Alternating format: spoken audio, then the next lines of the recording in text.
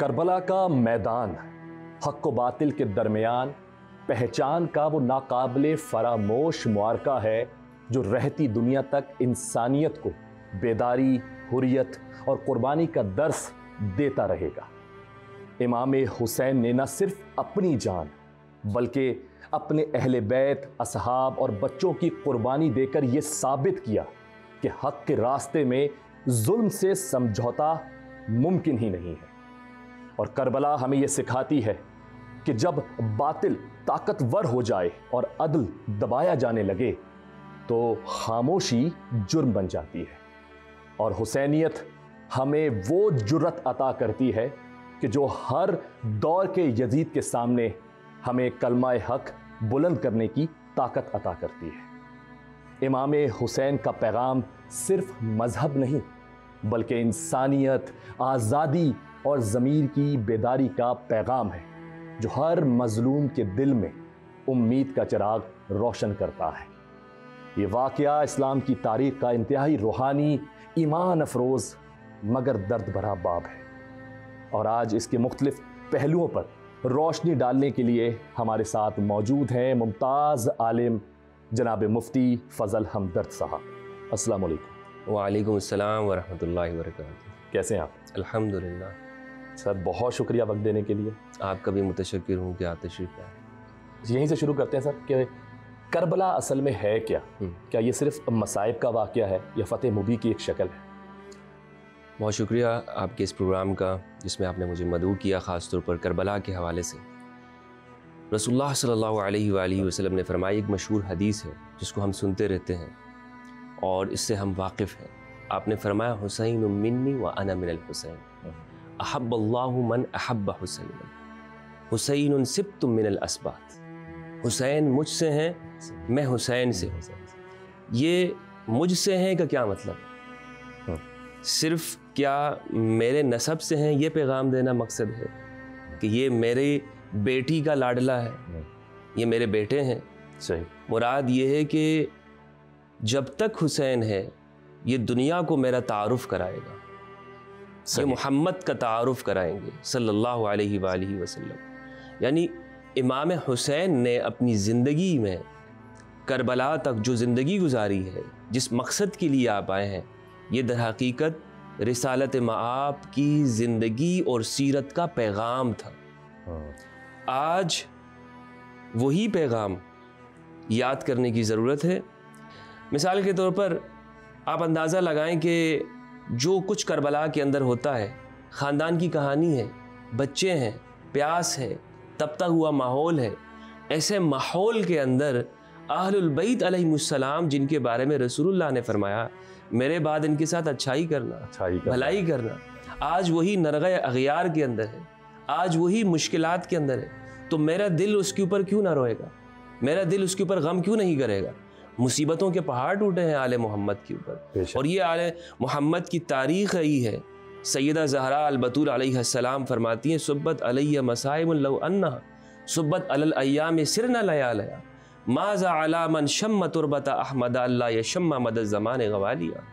پیارے بابا جان، آپ کے جانے کے بعد مجھ پر وہ مصیبتیں ٹوٹیں کہ اگر یہ دن پر پڑتی تو وہ دن راتوں میں بدل جاتے۔ اور یہ وہ آپ دیکھیں، امام علی شہید ہوئے، امام حسن کو زہر دیا گیا، امام حسین کو ذبح کیا گیا، اور اس کے بعد جتنے ائمہ اہل البیت ہیں ان کے ساتھ کیا ہوا ہے، ایک ایک کو پابند سلاسل کیا ہے۔ یہ ساری وجوہات ایک پوری تاریخ ہے، اور آپ کے سوالات کا حصہ تو انشاءاللہ میں چاہوں گا کہ اس پر ہم گفتگو کریں کہ آخر ایسا کیوں ہوا کہ اس امت نے رسول اللہ کی وصیت کو بھلا کر کہ ان کے ساتھ اچھائی اور خیر اور بھلائی کرتی، ان کے ساتھ یہ سب کچھ کیا گیا؟ کیوں ہوا یہ؟ کیوں جو ہے یہ اس کو جاننے کے لیے ایک پس منظر کا سمجھنا ضروری ہے۔ اور مختصر اگر میں اس کو بتاؤں کہ اہل البیت نبی کے وصی ہیں، رسول اللہ نے اس امت کے لیے قرآن اور اہل البیت کو چھوڑا ہے بطور ایک ضمانت کے۔ رسول اللہ نے اپنی زندگی کے اندر ایک حج کیا جسے حجۃ الوداع کہتے ہیں، اس کی آپ صلی اللہ علیہ وآلہ وسلم نے 8 تاریخ کو عرفہ کے دن میں ایک خطبہ ارشاد کیا ہے اپنے صحابہ کے سامنے۔ 1,24,000 صحابہ تھے، ان سے کہا کہ میں تمہارے درمیان میں میرے صحابہ، میں قرآن اور اہل البیت کو چھوڑ کے جا رہا ہوں، تم کبھی بھی اپنے رستے سے نہیں بھٹکو گے۔ یہ سنن ترمذی کی روایت ہے 3786، صحیح روایت ہے۔ صحابہ کو ایک نمونہ دے دیا، ایک ضمانت دے دی کہ قرآن اور میرے اہل البیت۔ اب ہونا تو یہ چاہیے کہ اسی رہنمائی سے یہ امت اسی مصدر سے اسی جگہ سے رہنمائی حاصل کرتی رہے، لیکن امت نے بعد میں کیا کیا؟ یہ ہمیشہ ہوا ہے۔ قرآن مجید کا مطالعہ ہمیں بتاتا ہے گزشتہ اقوام کے اندر بھی کہ لوگوں نے انبیاء کو، ان کی اوصیاء کو شہید کیا۔ اسی طرح اس امت نے اہل البیت کے ساتھ کیا ہے۔ قرآن مجید میں آج ہم تدبر کرتے ہیں، آج کتنی جگہ ایسی مثال کے طور پر ہم صرف ختم قل کے لیے قرآن مجید کی اس کو اٹھا لیتے ہیں اور چوم لیتے ہیں، ورنہ تو اس کو ہم اوپر رکھا ہوتا ہے ہم نے قرآن مجید کے اندر۔ یہی کرتے ہیں۔ اللہ کا وہ پیغام جو ابدی ہے اس کو کھول کر پڑھنے کی ہم کوشش ہی نہیں کرتے کہ قرآن کیا کہتا ہے۔ اسی لیے بروز محشر رسول اللہ یہ شکایت کریں گے، شکوہ کریں گے اللہ سے، اللہ کے سامنے۔ سورہ فرقان میں ہے کہ اے میرے پروردگار، میری اس قوم نے قرآن کو چھوڑ دیا تھا، یہ شکوہ ہوگا رسول اللہ کا۔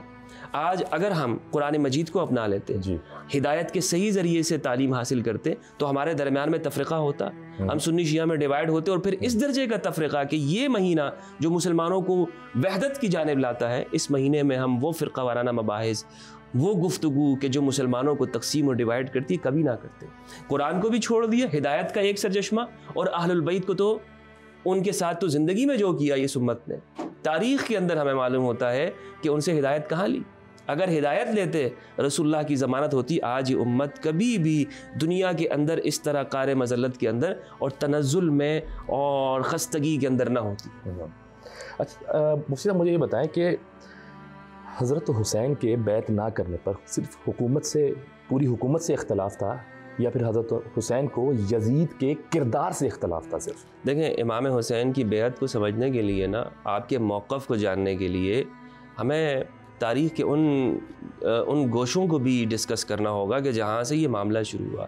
امام حسین کو صرف اختلاف حکومت سے نہیں تھا کہ یہ حکومت ہے یزید کی آ گئی ہے یا فلاں کی ہے، کون یہاں پر تخت نشین ہے، بلکہ آپ یہ دیکھیں کہ امام حسن علیہ السلام المجتبیٰ، جن کے بارے میں بخاری کے اندر یہ روایت ہے کہ میرا یہ بیٹا ان ابنی ھذا سید، میرا یہ بیٹا سید و سردار ہے حسن، یہ مسلمانوں کے دو عظیم گروہوں کے درمیان میں صلح کرائے۔ امام حسن علیہ السلام نے اپنے زمانے میں امیر شام معاویہ بن ابی سفیان کے ساتھ صلح کی، وہ لشکر لے کر آ گئے تھے، اور امام حسن اہل سنت والجماعت کی صحیح روایات کی روشنی میں اہل سنت کا موقف یہی ہے، خلیفہ راشد ہے امام حسن، خلافت راشدہ یہاں پر ختم ہو جاتی ہے۔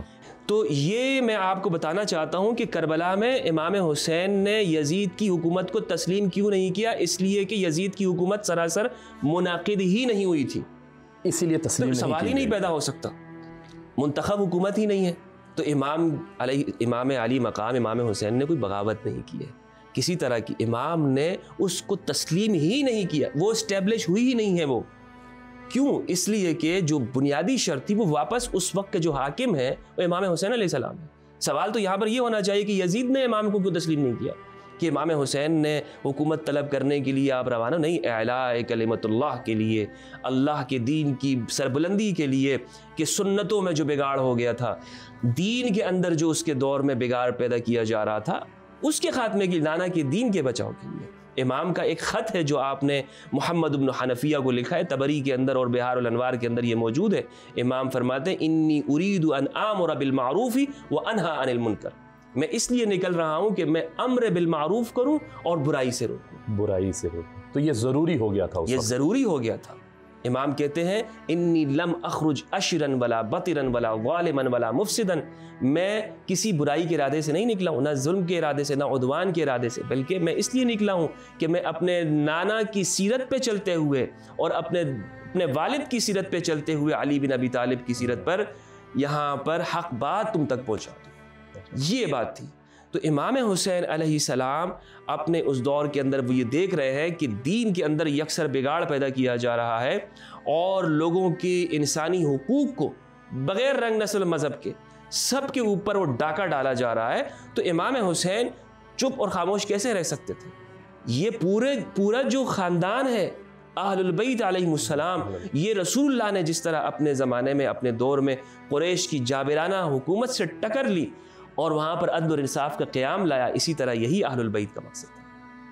سر کربلا کے بعد اسلام کی بقا اور آیا دین میں کس طرح کی آپ کو تبدیلیاں نظر آتی ہیں؟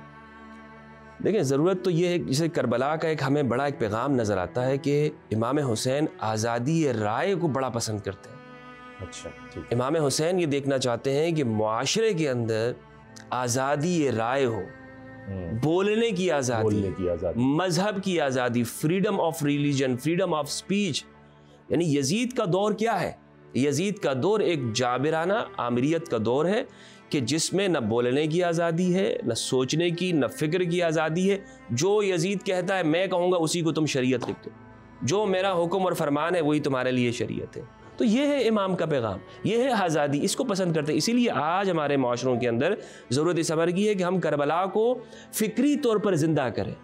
اسی لیے آپ دیکھیں دنیا بھر کے اندر جو بھی باضمیر انسان ہے، خواہ اس کا کوئی بھی مذہب ہے، خواہ وہ مسیحی ہے، خواہ وہ یہودی ہے، خواہ وہ مسلمان ہے ہی نہیں، کسی بھی مذہب سے تعلق رکھتا ہے، جب یہ دن آتے ہیں اس کی آنکھیں اشبار ہو جاتی ہیں. کیوں؟ اس لیے کہ حسینیت انسانیت کا پیغام ہے. یہ انسان کو اپیل کرتا ہے، یہ انسان سے بات کرتا ہے، انسان سے گفتگو کرتا ہے.